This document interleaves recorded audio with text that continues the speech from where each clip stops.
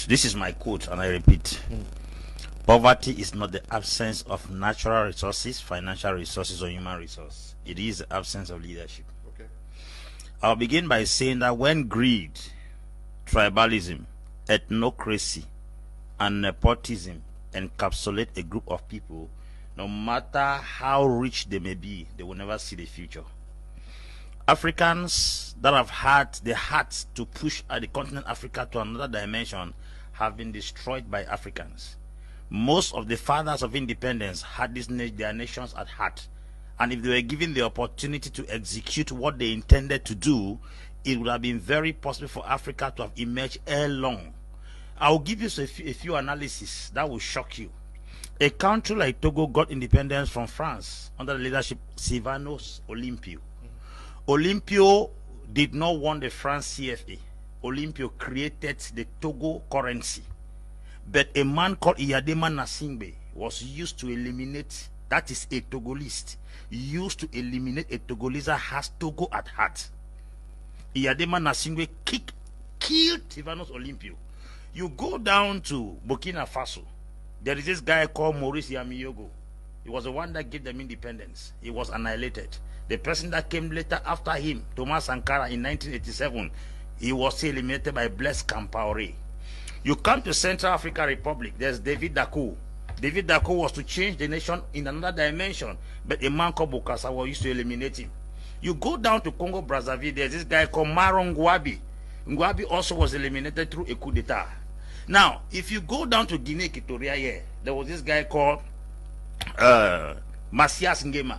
It was his own cousin, Obiangema Basoko, that was used to eliminate him. You go down to Ghana, Osagie from Kwame Nkrumah had a good intention for the nation. It was Kotoko, his own clear neighbor, that eliminated him. You go to Nigeria, the guys of Nnamdi Azikiwe, they were eliminated by Paul close to them. Now, if you put it in a nutshell, you go to Mozambique, Samora Moise Machel, it was his close partner that eliminated him. The West, and I repeat, will never and ever have access to Africa until they use Africans. That's why I say what is eating the bean seed is within the bean seed. Africans are full with greed, full with ethnocracy, tribalism, and nepotism. And if nothing is done, we will keep on killing our best every year.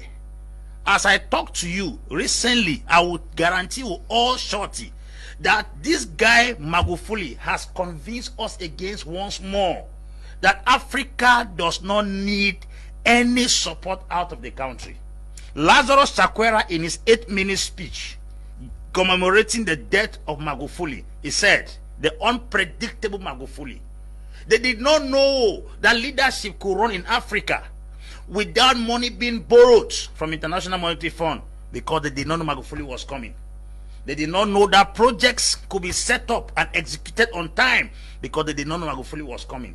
They did not know that somebody could not pay attention to General Assembly of the United Nations. They did not know Magufuli was coming. African presidents have given us the impression that you must borrow to succeed.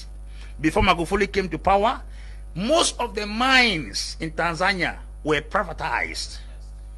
But what he did was that he came back and then sanctioned the foreign companies that were mining in Tanzania until 16% of those particular mines were given back as ownership back to Tanzania. A scenario occurred in Zambia. Zambia is the best producer of copper. You have the copper belt in Zambia. Zambia sold that copper belt to an American firm upfront without payment, that they will exploit the copper and pay them later.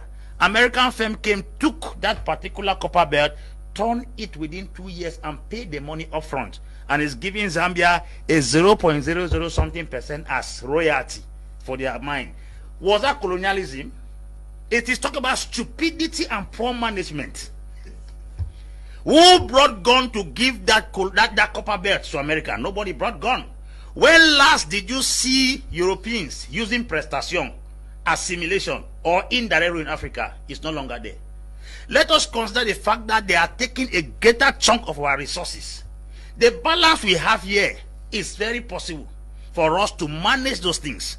How can a man come in 5 years' time without borrowing a dime from International Monetary Fund, a dime from World Bank, he was able to restore 6 aircrafts into the Tanzania airline. He was able to build bridges, build railway, restore back the Julius Nyerere hydroelectricity project that could give Tanzania 99% guarantee of electricity throughout the year without borrowing a dime. China proposed to borrow him 10 billion to reconstruct and expand the port in Dar es Salaam. He refused, yet the port was under extension. Where did he get the money? That's what we are talking about. A man that came and gave free education to all government schools in Tanzania. Mr. Leo, 20,000 ghost workers were discovered. That's where our money is going to. That's not colonialism. He also arrested 14,000 unqualified workers in the government.